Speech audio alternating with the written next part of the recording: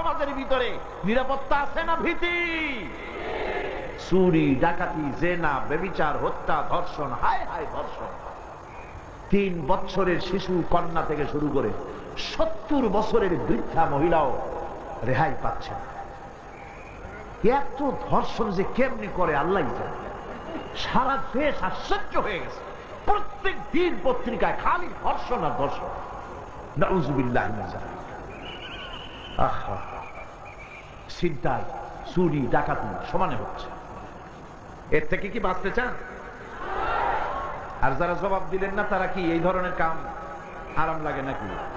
বাঁচতে চান কিনা? সাই বললেই পাবেন না। ইন্নাল্লাহা লা ইউগাইয়িরু মা বিকাওমিন হাত্তা ইউগাইয়িরু মা বিআনফুসিহিম।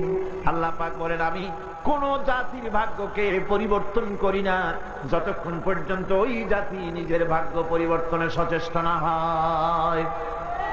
আমরা কি ভাগ্য পরিবর্তন করতে চাই? কারা কারা চাই?